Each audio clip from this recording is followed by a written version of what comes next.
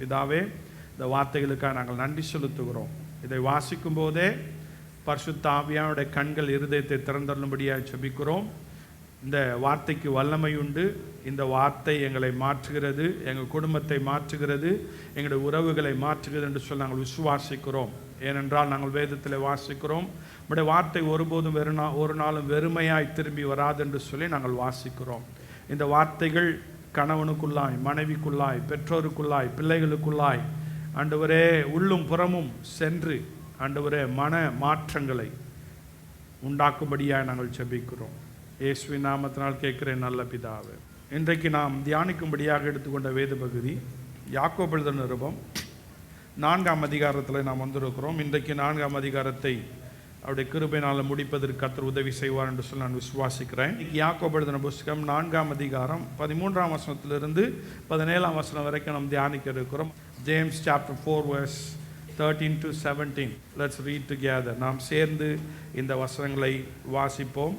கர்த்தர் நாம் வாசிக்கும் போதே நமக்கு தேவையான வார்த்தையை தர உண்மை உள்ளவராக இருக்கிறார். ஆமென். நம்ம எல்லாருக்கும் பல திட்டங்கள் இருக்குது. ஏழையாக இருக்கட்டும், பணக்காரர்களாக இருக்கட்டும், நடுத்தர ஒரு வாழ்க்கை வாழ்கிறவர்களாக இருக்கட்டும், எல்லாருக்குள்ளும் கனவுகள் இருக்கிறது, எல்லாருக்குள்ளும் ஆசைகள் இருக்கிறது, எல்லாருக்குள்ளும் வாஞ்சைகள், விருப்பங்கள் இருக்கிறது என்பது உண்மையான ஒரு காரியம். அதை யாக்கோபு ரொம்ப அழகாக நமக்கு சொல்லி கொடுத்துருக்கார். அதாவது நம்முடைய வாழ்க்கை ஒரு சக்கரம் போல் சுழன்று கொண்டே இருக்கிறது. அந்த சுழன்று கொண்டிருக்கிற அந்த சக்கரம் எப்படி வேதத்தின்படி நாம் திட்டம் பண்ணுவது, எப்படி நாம் வேதத்தின்படி திட்டம் பண்ணினால் அது உண்மையான விசுவாச கிரியை, விசுவாசத்தில் வாழ்கிற வாழ்க்கை என்ன என்பதை யாக்கோபு இந்த அதிகாரத்தில் நமக்கு விளக்கி இருக்கார். இந்த 13ஆம் வசனத்திலிருந்து 17ஆம் வசனம் வரைக்கும் வாசிக்கும் போது விசுவாச வாழ்க்கை நாம் எப்படி திட்டம் பண்ணி வாழ வேண்டும், எப்படி திட்டம் பண்ணி வாழ்ந்தால் அது உண்மையான விசுவாச வாழ்க்கை. சும்மா நான் ஜெபிக்கிறேன், ஆண்டவர் என்கிட்ட பேசியிருக்காரு, அதனால் நான் இப்படி வாழ்கிறேன் அப்படின்னு சொல்கிற எல்லாமே விசுவாச வாழ்க்கையாக இருப்பதில்லை.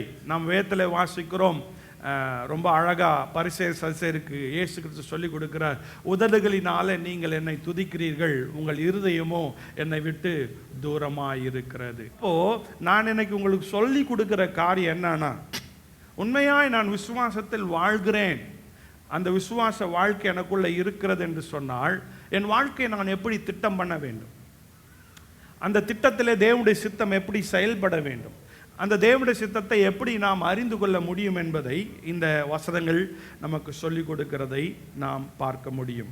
13ஆம் வசனத்தை ஒருத்தர் வாசிங்க. மேலும் நாங்கள் இன்றைக்கு அல்லது நாளைக்கு இன்ன பட்டணத்துக்கு போய் அங்கே ஒரு வருஷம் தங்கி வியாபாரம் செய்து சம்பாத்தியம் பண்ணுவோம் என்கிறவர்களே கேளுங்கள். நாளைக்கு நடப்பது உங்களுக்கு தெரியாதே. கொஞ்சம் கவனிங்க. நாளைக்கு நடப்பது உங்களுக்கு தெரியாதே. உங்கள் ஜீவன் எப்படிப்பட்டது, உங்கள் ஜீவன் எப்படிப்பட்டது, கொஞ்ச காலம் தோன்றி பின்பு தோன்றாமல் போகிற புகையை போல் இருக்கிறதே. Thank you sister. புகையை போல் இருக்கிறதே. அப்போ இந்த வசனங்கள் நான் உங்களுக்கு விளக்கி சொல்வதை விட இந்த வசனங்கள் உங்களுக்கு சரியான விளக்கத்தை கொடுக்குது என்று சொல்லி நான் நம்புகிறேன். நாளைக்கு நான் இதெல்லாம் பண்ணுவேன், இதெல்லாம் செய்வேன் அப்படின்னு சொல்கிறதுக்கு இந்த உலகத்தில் எந்த மனுஷனுக்கும் அதிகாரம் இல்லை. அடுத்த நிமிடம் எனக்கு என்ன நடக்கும், அடுத்த நிமிடம் உங்களுக்கு என்ன நடக்கும், அடுத்த நாள் உங்களுக்கு எப்படி இருக்கும் என்று சொல்லி ஒரு மனுஷனாலும் கணிக்க முடியாது. ஒரு சிலர் கணித்து பார்த்தார்கள், ஒரு சிலர் என்ன பண்ணாங்க, சிந்தித்து செயல்பட்டாங்க, ஆனால் முடியல. ஏன்னா அந்த நேரத்தை ஆளுகை செய்கிறவர் தேவன்.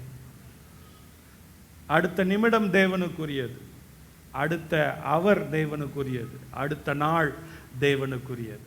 அப்போது இந்த வசனம் நமக்கு என்ன சொல்லிக் கொடுக்குது என்று சொன்னால், life is full of surprise. மொதல் point, life is full of surprise. நம்முடைய வாழ்க்கை அநேக ஆச்சரியங்கள் நிறைந்ததாக இருக்கிறது. இன்னொரு வகையில் சொன்னால், நம்முடைய வாழ்க்கை நிச்சயமற்றதாக இருக்கிறது. நிச்சயம் அற்றதாக இருக்கிறது. இப்போது ஒரு கல்யாணம் செய்கிறதுக்கு முன்னாடி நிச்சயதார்த்தம்னு சொல்லுவாங்க. பட் நான் இங்கே சொல்ல வர பாயிண்ட் என்னன்னா, நிச்சயம் அப்படின்னு சொல்லும்போது, நான் இந்த மகளை, இந்த பெண்ணை நான் கண்டிப்பாக ஒரு 6 மாதத்துலேயோ இல்லை ஒரு 3 மாதத்துலேயோ நான் என்ன பண்ணிப்பேன், திருமணம் செய்து கொள்வேன் என்கின்ற நிச்சயத்தை அந்த பெண்ணுக்கும் அந்த பையனுக்கும் அந்த பெண் வீட்டாருக்கும் அந்த பையன் வீட்டாருக்கும் நம்ம என்ன பண்ணுறோம், உறுதி அளிப்பதை நாம் நிச்சயம் என்று சொல்லுகிறோம். இப்போது அது நிச்சயம். இப்போ இதே வார்த்தை இங்கே பார்த்தீங்கன்னா, நம்ம வாழ்க்கை இருக்குல்ல, இந்த வாழ்க்கை நிச்சயமற்றது, ஃபுல் ஆஃப் சர்ப்ரைஸ். அப்படின்னா திடீர்னு உயர்வு வரும், திடீர்னு தாழ்வு வரும். கணவன் மனைவியாக அப்படியே ரொம்ப சிரித்து சந்தோஷமாக இருப்பாங்க. டக்குன்னு அந்த நைட்டு தூங்க போகிறதுக்கு முன்னாடியே இவங்க எந்த சைடு திருப்பிக்காங்க, அவங்க திடீர்னு சந்தோஷம், திடீர்னு கவலை. பிள்ளைங்களுக்குள்ள ஒரு மனம், திடீர்னு ஒரு மனம் இல்லை. பணம் வருது, பணம் போயிடுது. நான் சொல்கிறது புரியுதுங்களா? பிள்ளைகள் நம்ம கூடி வராங்க, அந்த பிள்ளைங்க என்ன பண்ணுறாங்க, திருப்பி போகிறாங்க. வாழ்க்கை ஏற்றம் இரக்கம் நிறைந்தது. The life is full of surprise. அப்படிதானே? நிச்சயமற்றது என்பதை இந்த வசனம் நமக்கு சொல்லி கொடுக்கிறது. நிச்சயமற்ற வாழ்க்கை நாம் வாழ்ந்து கொண்டிருக்கிறோம். இந்த நிச்சயமற்ற வாழ்க்கைக்கு ஒரு நிரந்தர நம்பிக்கை இருக்கிறது. அந்த நம்பிக்கை நான் தேவ சித்தத்தில் வாழ்வது. பைபிள் சொல்லுது மனைவியை பார்த்து, அதாவது கணவனுக்கு மனைவிகளை பற்றி ஆண்டவர் சொல்லி கொடுக்குறாரு. என்ன சொல்கிறாருன்னா, உன் மனைவியை புரிந்து கொண்டு அவளோடு கூட வாழ கற்றுக்கொள். அப்படி நீ புரிந்து கொண்டு வாழ நீ கற்றுக்கொள்ளாவிட்டால் நீ ஜெபிக்கிற ஜெபத்தை நான் கேட்க மாட்டேன். வேற எங்கேருந்து எடுக்கல, பைபிளில் 1 பேதுருல. அப்போ 2 விதங்களில் நாம் திட்டம் பண்ணுகிறோம். ஒன்று, சில திட்டத்தை ஏற்படுத்தும். Plan never works, so they stop planning. ஒரு கூட்டம் பிளான் பண்ணுவாங்க, அந்த பிளான் படி வாழ்க்கை போவாது, அதனால் பிளான் பண்ணவே மாட்டாங்க. நான் சொல்கிற புரியுதுங்களா? கணவனும் மனைவியும் உட்காந்து பிளான் பண்ணுவாங்க, குடும்பமாக உட்காந்து பிளான் பண்ணுவாங்க, ஆனால் திட்டம் பண்ண மாதிரி எதுவுமே நடக்காது. அதனால் அடுத்து நம்ம ஏன் திட்டம் பண்ணணும் அப்படின்னு சொல்லி விட்டுருவாங்க. பைபிள் சொல்லுது நீங்கள் பிளான் பண்ணக்கூடாதுன்னு பைபிள் சொல்லுதா, பிளான் பண்ணணும்னு பைபிள் சொல்லுதா? பைபிள் என்ன சொல்லி கொடுக்குது? நான் என்ன பார்க்குறீங்க? பரிசுத்த ஆவியானவர் பார்த்துப்பார், வா இறங்கி வெளில நடக்கலாம். சாப்பாடு தானே, வேலைக்கெல்லாம் போக வேணாம், ஜெபம் பண்ணு. ஆண்டவர் என்ன பண்ணார்? எலியாவை போஷித்தார். அந்த மாதிரி என்ன பண்ணுவார்? உன்னையும் போஷிப்பார். வீட்டில் சோம்பேறியா இரு, உனக்கு சோறு என்ன பண்ணும்? தட்டில் வரும். வருமா? வராது. 1 நாள் 2 நாள் பார்க்கலாம், என்ன சிஸ்டர், 3 நாள் பார்க்கலாம், 1 மாதம் பார்க்கலாம். ஆண்டவர் சொன்னார், நீ போய் உழைக்கணும். ஆதாமுக்கு என்ன, ஆதாம் கொஞ்சம் கவனிங்க, நிறைய தப்பாக யோசிக்க. ஆதாமுக்கு ஆண்டவர் என்ன சொன்னார்னா, நீ என்ன பண்ணணும்? வேர்வை சிந்தி என்ன பண்ணணும்? வேர்வை சிந்தி உழைக்கணும். இன்னைக்கு ஜபம் பண்ணிய ஆசீர்வாதமாக வளர்ந்துடலான்னு நிறைய போதனைகள் இருக்கு. ஆமென். தேவன் சொன்னார், ஆதாமே நீ என்ன பண்ணு? வேர்வை சிந்தி உழைக்கணும். உங்கள் வீட்டில் சோறு இல்லையா? ஏன் வீட்டில் சோறு இல்லை? சென்னையில் வேலைக்கு பஞ்சமா? சென்னையில் வேலையே இல்லையா? நீங்கள் ஒரு கடை வச்சுருக்கிறீங்க. யாரெல்லாம் வியாபாரிங்க? யாரெல்லாம் வியாபாரம் செய்கிறாங்க? ஓகே, கைது வேற சந்தோஷம். இப்போது உங்கள் வியாபாரத்தில் சோம்பேறி எடுப்பீங்களா, சுறுசுறுப்பாக இருக்கவங்கள எடுப்பீங்களா? சரி, நீங்கள் ஒரு வியாபாரம் செய்றீங்க, நீங்கள் சோம்பேறி எடுப்பீங்களா, சுறுசுறுப்பாக இருக்கிறவங்கள எடுப்பீங்களா? அப்போது நீங்கள்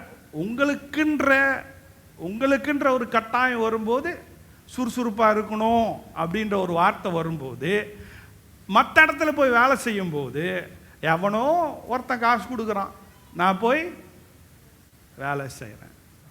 life is full of surprise. நம்ம பலவித திட்டங்களை ஏற்படுத்துகிறோம். அந்த திட்டத்தின்படி காரியங்கள் போகலை அப்படின்னு சொல்லும்போது நம்ம திட்டம் பண்ணுறதே இல்லை. ஆனால் அந்த திட்டத்தை நம்ம எப்படி பண்ணணும் அப்படின்னு சொன்னால், நல்ல ஒரு குணாதிசயத்தோடு செய்ய வேண்டும், நம்முடைய நல்ல கேரக்டரோடு செய்ய வேண்டும். ஒரு அடுத்த அதிகாரத்தில் அதை குறித்து இன்னும் விளக்கத்தை சொல்கிறேன். அதனால நான் என்ன பண்ணுறேன், முக்கியமாக இங்கே இருக்கிறத நான் ஃபோக்கஸ் பண்ண விரும்புகிறேன். ரெண்டாவது கூட்டம், they make plan and they adjust as it's needed. திட்டம் பண்ணுவாங்க, கொஞ்சம் கவனிங்க, திட்டம் பண்ணுவாங்க. திட்டம் பண்ணது போல காரியங்கள் போல அப்படின்னு சொன்னால் அதுக்கேற்றது போல என்ன பண்ணுவாங்க, அந்த திட்டத்தை மாற்றி அட்ஜஸ்ட் பண்ணுவாங்க. எல்லாரும் சொல்லுங்க, அட்ஜஸ்ட் பண்ணுவாங்க. அந்த மாதிரி இல்லை. இருதயத்தில் யோசிச்சா அட்ஜஸ்ட் பண்ணி என் கூட உண்மையாக என் கணவர் வாழ்ந்து கொண்டு இருக்கிறான், அட்ஜஸ்ட் பண்ணி என் கூட என் மனைவி உண்மையாக வாழ்ந்துட்டுருக்காங்க. ஆமென், ஹல்லேலூயா. அதில் மகிழ்ச்சி இருக்கா? அதில் சந்தோஷம் இருக்கா? சரி, நீங்கள் 1 லட்ச ரூபா கொண்டு வந்துட்டீங்க, ஒருத்தர் அட்ஜஸ்ட் பண்ண தெரில. இப்போ பணம் சந்தோஷத்தை கொடுத்துட்டா? இப்போது 2 பேரும் அட்ஜஸ்ட் பண்ணலான்னா இப்போ இந்த பணம் சந்தோஷத்தை கொடுக்குமா, சமாதானத்தை கொடுக்குமா? கொடுத்துருமா? கொடுக்காது. சிரிக்கிறாங்க, பாட்டிமா சிரிக்கிறாங்க. பணம் வந்தாச்சு, நான் நினச்சேன் பணம் கொண்டு வந்துட்டா எனக்கு எல்லாமே மாறிடும், நான் பொறுமையாக போகிறேன். இல்லை, அங்கே அட்ஜஸ்ட்மெண்ட் நடந்தாதான் எனக்குள்ள, என் உறவுக்குள்ள சந்தோஷத்தை சமாதானத்தை கர்த்தர் கொடுப்பார். ஆமென், அல்லேலூயா. Life is full of surprise. We make a plan. And ஆண்டோர் சொல்ல நம்ம ஆண்டோடைய வார்த்தைக்கு கீழ்ப்படிந்து நம்ம ஒருத்தர் விட்டு கொடுப்போமானால், ஒருத்தர் நம்ம அட்ஜஸ்ட் பண்ணுவோம்னா, பாவத்துக்கு அட்ஜஸ்ட் பண்ணலாமா? இப்போ என் கணவர் ஒரு குறிப்பிட்ட பாவத்தில் இருக்கார், மனைவி குறிப்பிட்ட பாவத்தில் இருக்காங்க. அப்போ கணவன் மனைவியை பார்த்து சொல்கிறாங்க, இதெல்லாம் நீ வெளில சொல்லக்கூடாது, இதெல்லாம் உங்கள் வீட்டில் சொல்லக்கூடாது, இப்படிலாம் சொல்லி என்ன பண்ணக்கூடாது, அவமானப்படுத்தக்கூடாது அப்படின்னு சொல்லி உங்ககிட்ட பேசி உங்களை கன்வின்ஸ் பண்ணி வைக்கிறதுனால உங்கள் கணவருக்கு அது நன்மையா தீன்மையா, மனைவிக்கு அது நன்மையா தீன்மையா? உங்கள் திருமணம் வளருமா வளராதா? உங்கள் உறவில் உண்மையான அன்பு இருக்குமா இருக்காதா? பாவத்துக்கு நாம் நெகோஷியேட் ஆகிட்டே இருந்தோன்னா, அவங்க செய்கிற தீன்மைக்கு நாம் உடந்தையாக இருந்தோமானால், அந்த பாவத்துக்கு நாம் திருப்பி நம்ம கூட சேர்ந்து அதுக்கு நம்ம விட்டு கொடுப்போமானால், அதனாலே உங்கள் குடும்பத்துக்கு என்ன நன்மை இருக்கிறது? அதனாலே உங்கள் திருமண உறவுக்கு என்ன அர்த்தம் இருக்கிறது? பைபிள் என்ன சொல்லுது? தேவனுடைய வார்த்தையை படிக்கும்போது திருமண உறவு சமாதானமாக இருக்கணுன்றதுக்காக, தற்போது சந்தோஷமாக இருக்கணுன்றதுக்காக நிறைய நேரத்தில் நிறைய கிறிஸ்தவ பிள்ளைகள், தேவனை அறிந்த பிள்ளைகள், தேவனை ஆராதிக்கிற பிள்ளைகள் நிறைய நேரத்தில் திருமண உறவுக்குள்ளாக என்ன பண்ணுறாங்கன்னா, பாவத்துக்கு விட்டு கொடுத்து வாழ்கிறாங்க. பாவத்துக்கு விட்டு கொடுத்து வாழ்கிறாங்க. அப்படி பாவத்துக்கு விட்டு கொடுத்து வாழும்போது அந்த திருமணத்தில் பரிசுத்தம் இருக்காது, அந்த திருமணத்தில் பரிசுத்த ஆவியானவர் இருக்க மாட்டார். ரெண்டாவது, நம்ம இந்த வசனங்களில் வாசிக்கும் போது 14ஆம் வசனத்தில் சொல்லுகிறது, நம்ம வாழ்கிற அந்த வாழ்க்கை எப்படி இருக்கிறது என்பதை யாக்கோபு விளக்குகிறார். 1, நம்ம வாழ்க்கை பலவீனமானது. சொல்லுங்க பக்கத்தில், பலவீனமானது. நம்முடைய வாழ்க்கை சிக்கலானது. 2வது, நம்முடைய வாழ்க்கை பலவீனமானது, சிக்கலானது. நான் சொல்ற புரியுதுங்களா? ஸ்ட்ரைட் லைன் எதுவுமே இல்லை, வாழ்க்கை சிக்கல் நிறைந்தது. நம்முடைய வாழ்க்கை குறுகியது. 3வது, நம்முடைய வாழ்க்கை குறுகியது. 4வது, நம்முடைய வாழ்க்கையில் எதிர்ப்புகள் உண்டு. 5வது, நம்முடைய வாழ்க்கையில் ஆபத்துக்கள் உண்டு. வேதத்தில் நாம் வாசிக்கிறோம், நம்முடைய வாழ்க்கை பலவீனமானது என்று சொல்லும்போது யாக்கோபு எழுதின நிருபம் 1ஆம் அதிகாரம் 10ஆம் வசனத்தில் 11ஆம் வசனத்தில் அவர் சொல்கிறாரு, எப்படி இன்றைக்கு பூத்து சாயந்தரத்தில் வாடி போகிற ஒரு பூ அல்லது அந்த அந்த புல் காய்ந்து போகிறது போல, அவைகள் பூ வந்து பலம் உள்ளதல்ல, புல் வந்து பலம் உள்ளதல்ல, ஒரு பலவீனமானது. அந்த புல்லையும் பூவையும் மனுஷனுக்கு ஒப்பிட்டு பேசுகிறார். அப்போ நாம் பலவீனமானவர்கள், அதை நாம் ஏற்றுக்கொள்ள வேண்டும். இந்த உலகம் இன்ஸ்பிரேஷன் சொல்லி எனக்கு அதிக பலன் இருக்கிறது, என்னால் எல்லாம் முடியும் என்று சொல்லுகிற அந்த நிலைக்கு வந்து சாதிக்க போகிற ஒவ்வொருடைய வாழ்க்கையில் பார்த்தீங்கன்னு சொன்னால் அவங்களுக்கு பின்னாடி இருக்கிறது எங்ஸைட்டி, அவங்களுக்கு பின்னாடி இருக்கிறது மன அழுத்தங்கள், அவங்களுக்கு பின்னாடி இருக்கிறது அதிகமான பயங்கள். ஆனால் அதுவே எனக்கு பயம் இருக்கு, ஆண்டவருடைய கிருபை நான் வாழ்கிறேன். அல்லேலூயா. இன்ஸ்பிரேஷன் எங்க தெரியுமா வருது? என் ஆண்டவராகிய இயேசுவின் இடத்திலிருந்து வருகிறது. என்னோட இன்ஸ்பிரேஷன் எங்க தெரியுமா வருது? ஜீவனுள்ள தேவனுடைய வார்த்தையிலிருந்து வருகிறது. ஆமென். அல்லேலூயா. என் திருமண உறவு பலவீனம் நிறைந்தது, நம்முடைய வாழ்க்கை பலவீனம் உள்ளது. It's weak, it's fragile. எப்படி ஒரு கண்ணாடி எடுத்துகிட்டு போய் கீழே போட்டிங்கன்னா உடஞ்சிருமோ, அந்த மாதிரி திடீர்னு நல்லா இருக்கும், டக்குன்னு கீழே போட்டோன்னே சுக்குருவா உடையிற மாதிரி இருக்கு. It's feeble. வேதத்தில் வாசிக்கிறோம், யோபு இப்படியாய் சொல்லுகிறார். யோபு 9வது அதிகாரம் 25ஆம் வசனத்தை வாசிங்க. என் நாட்கள் அஞ்சக்காரர் ஓட்டத்திலும் தீவிரமாய் இருக்கிறது, அவைகள் நன்மையை காணாமல் பறந்து போம். எல்லாரும் சொல்லுங்க, பறந்து போம். வயசானவங்களுக்கு தெரியும், ஒருவேளை அவங்க யோசிப்பாங்க ரொம்ப நாள் வாழ்ந்துட்டோன்னு. ஆனால் அதே நேரத்தில் அவங்க யோசிக்கிறாங்க, இப்போ தான் கல்யாணம் கட்டின மாதிரி இருந்துச்சு, இப்போ தான் புள்ள பெத்த மாதிரி இருந்துச்சு, இப்போ நம்ம என்ன ஆகிட்டோம், தாத்தா பாட்டியா ஆயிட்டோன்ற ஃபீலிங்கும் இருக்குது. வாழ்க்கை ரொம்ப வேகமாக ஓடுகிறது, வேகமாய் ஓடுகிறது. சங்கீதம் 90ஆம் சங்கீதம் 10ஆம் வசனத்தில் நான் வாசிக்கிறோம், நான் நிறைய முறை வாசிக்கிற வசனம், 70 வருஷம் பலத்தின் மிகுதியால் 80 வருஷம் ஆனாலும் இவைகள் என்ன பண்ணுது, வருத்தமும் சஞ்சலம் நிறைந்ததாய் இருக்குது என்பதை நம்முடைய வாழ்க்கை கற்றுக் கொடுக்கிறது. அன்பா கேட்டுக்கிறேன், நம்ம வாழ்கிற கிறிஸ்தவமே எனக்கு உணர்ச்சி வசப்படுகிற கிறிஸ்தவமாக மாறிடுச்சு. எல்லாம் ஃபாஸ்ட்டு, பரவாயில்ல, அதெல்லாம் தப்பு இல்லை. அந்த உணர்ச்சி வசப்படும் போது உணரணும். ஆமென். அல்லேலூயா. வாழ்க்கை வேகமாக போகுது பிரதர் சிஸ்டர், வாழ்க்கை வேகமாக போகுது. Hallelujah. Life is like a vapour, புகையை போல் பறந்து போகிறது. திடகாத்திரமாக இருக்கிற மாதிரி இருக்கும், நல்ல முடியெல்லாம் கருன்னு இருக்கிற மாதிரி இருக்கும், அப்படியே முடியெல்லாம் கொத்தா அப்படி தூக்கி போட்டா அப்படி நடந்து போகும்போது சலன்னு இருக்கும், டக்குன்னு பார்த்தா முடி கொட்ட ஆரம்பிச்சிடும். வாழ்க்கை அப்படியே வேகமாக போகுது. நம்ம எடுக்கிற ஒவ்வொரு டிசிஷனும், நம்ம எடுக்கிற ஒவ்வொரு தீர்மானம், நம்ம எடுக்கிற ஒவ்வொரு திட்டங்களும், கொஞ்சம் கவனிங்க, ஒவ்வொரு சின்ன சின்ன பிளாக் வச்சு எடுக்கிறது மாதிரி தான். அந்த ஒவ்வொன்றா நம்ம கட்டிட்டு போகும்போது ஒன்றை தள்ளினா எல்லாம் விழும். நீங்கள் நினைக்கிறீங்க கடைசியில் எல்லாமே சரியாயிடும்னு சொல்லி, எல்லாம் சரியாகாது. எல்லாம் சரியாகும். வளர்க்கும் போதே நம்ம ஆண்டவர் மேலே நம்பிக்கையாக வளர்த்தாதான் அட்லீஸ்ட் கொஞ்சம் நம்ம பார்க்கலாம். ஆமென். வளர்க்கும் போதே உலகத்துக்கு மேலே நம்பிக்கை கொடுத்து போட்டியும் பொறாமையும் குறை சொல்கிறதையும் அப்படியே ஊட்டி வளர்த்தீங்கன்னா உங்களை விட 2 மடங்கு உலகத்தில் வளர்ந்து புஷ்டியாக நிற்பாங்க. ஆமென். தானியோலோ என்றால், சாத்ராக் மேஷாக் ஆபேத் நாகோ, தானியோலோ என்றால் அவங்க சொல்கிறாங்க, அந்த உலகத்தின்படி இல்லை, அந்த உலக சாப்பாடுபடி இல்லை, தேவனுக்குரிய காரியங்களை வளர்ந்திருந்தான், கர்த்தர் உயர்த்தினான். ஆமென். அல்லேலூயா. ஸோ அதனால் கொஞ்சம் யோசிங்க, life is not easy. So அதனால் இப்போ இந்த வசனம் 3ஆம் வசனம் 15ஆம் வசனம் 16ஆம் வசனம் டைம் ஆகிட்டு இருக்கு. 15ஆம் வசனம் 16ஆம் வசனத்தில் ஆக்சுவலாக என்ன பாவம் நடக்குது? ஆதலால் ஆண்டவருக்கு சித்தமானால் நாங்களும் உயிரோடு இருந்தால் இன்னினதை செய்வோம் என்று சொல்ல வேண்டும். எப்படி சொல்லணும்?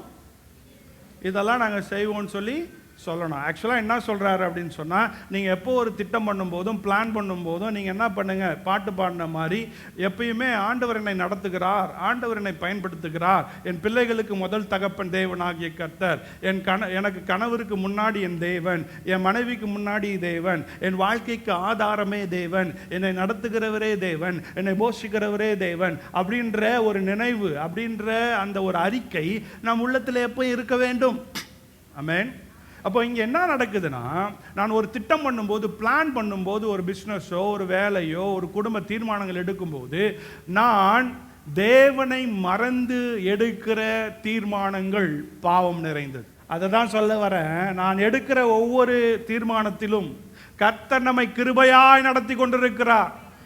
கர்த்தர் கொடுத்த படிப்பு, கர்த்தர் கொடுத்த ஞானம், கர்த்தர் கொடுத்த பலன், கர்த்தர் கொடுத்த பிஸ்னஸ், கர்த்தர் கொடுத்த மனைவி, கர்த்தர் கொடுத்த கணவன், கர்த்தர் கொடுத்த பிள்ளைகள், நீ வாழ்ற ஒவ்வொன்றும் உனக்கு சொந்தமானதில்லை. இவைகளெல்லாம் தேவன் கொடுத்த பிச்சை. தேவன் உன்னை வாழ வைத்திருக்கிறார். உன் திறமையினால் அல்ல, உன்னுடைய நயவஞ்சகமான காரியத்தினால் அல்ல. கொஞ்சம் கவனிங்க, அவர் கிருபையினால் நடத்தி வருகிறார். அல்லேலூயா. அந்த கிருபையாய் நடத்துகிற தேவனை மறந்து,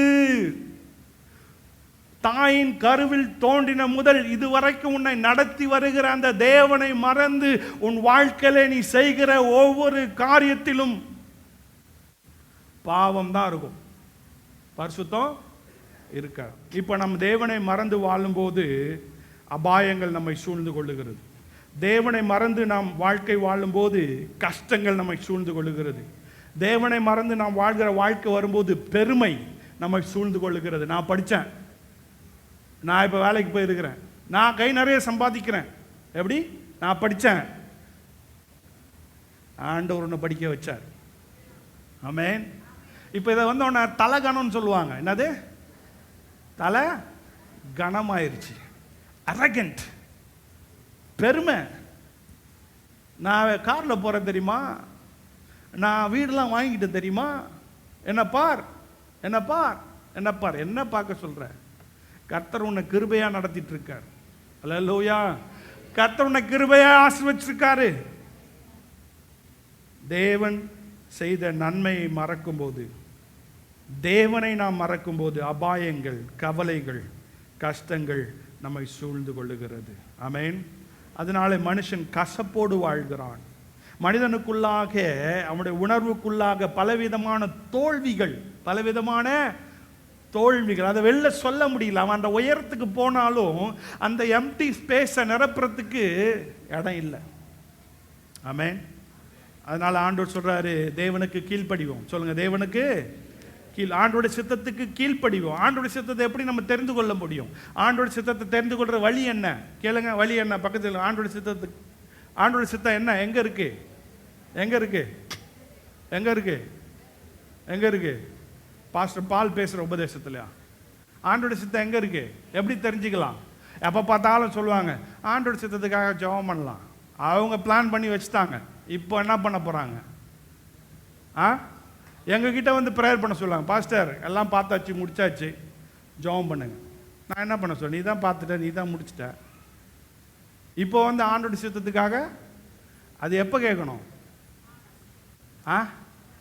இப்போ நான், ஆண்டவரே இவங்க பார்த்துட்டாங்க, இப்போ இப்படி தானே ஜெபம் பண்ணோம், இவங்களாம் பார்த்துக்கிட்டாங்க, இவங்களாம் முடிவு பண்ணிட்டாங்க, ஆண்டவரே உங்களுடைய சித்தம் செய்யும். அந்த மாதிரி ஜெபம் பண்ணால் உங்களுக்கு பிடிக்குமா? உங்களுக்கு பிடிக்குமா? பிடிக்காது.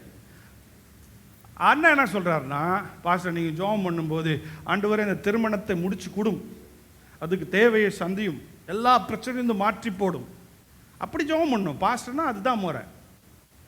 அப்படி தானே? அந்த மாதிரி ஜெபம் பண்ணால் பரவாயில்லையே. எங்கள் சித்தத்துக்கே பாஸ்டர் வந்து எங்களுக்கு என்ன சொல்லணுமோ சொன்னார். ஒரு சிரிப்போ சிரிப்பு, பாக்கெட்லேருந்து சந்தோஷமாக எடுத்து என்ன பண்ணுறாங்க? யாருடைய சித்தம்? யாருடைய சித்தம்? என்ன பதர்? யாருடைய சித்தம்? மனுஷ சித்தத்துக்கு. ஆமாம், நான் ஒரு பிஸ்னஸ் திறக்க போகிறேன், எல்லாம் பண்ண போகிறோம், எல்லாம் பிளான் பண்ணியாச்சு, முடிச்சாச்சு. இப்போ ஆண்டவரே பிஸ்னஸ் செழித்தோங்கட்டும், ஆண்டவரே அது எப்படி தொடங்கினாங்க, என்ன பண்ணாங்க, எங்கேருந்து காசை கொண்டு வந்தாங்க, எப்படி நல்லதாக வந்துச்சா தீன்மையாக வந்துச்சா, இதெல்லாம் கேட்கக்கூடாது. ஆமென். சரி ஆண்டவரே இந்த பிஸ்னஸை ஆசீர்வதியும், உங்களுடைய சித்தத்தின்படி ஆசீர்வாதம். நான் பாஸ்டர் சித்தத்தின்படி ஆசீர்வதியும், நான் சொல்கிறது புரியுதா புரியலையா? அதுதான் பைபிள் நமக்கு சொல்லுது. ஆமென். அப்போ தேவனுடைய சித்தம் எங்கே இருக்கு? டெலிவிஷனில் பார்க்குற பாஸ்டர் கிட்டயா? தேவனுடைய சித்தம் எங்கே இருக்கு?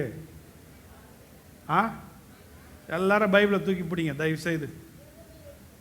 தேவனுடைய சித்தம் சொல்லுங்க. தேவனுடைய சித்தம் தேவனுடைய வார்த்தையில் இருக்கிறது. தேவனுடைய சித்தம் தேவனுடைய வார்த்தையில் இருக்கிறது. இப்ப தேவனுடைய சித்தத்தை யார் தெரிந்து கொள்வார்? யார் அறிந்து கொள்வார்? டிவியை பார்த்து பார்த்து அவங்க சொல்றதெல்லாம் கேட்கறது தலையாட்டு போனா தெரிஞ்சிருமா?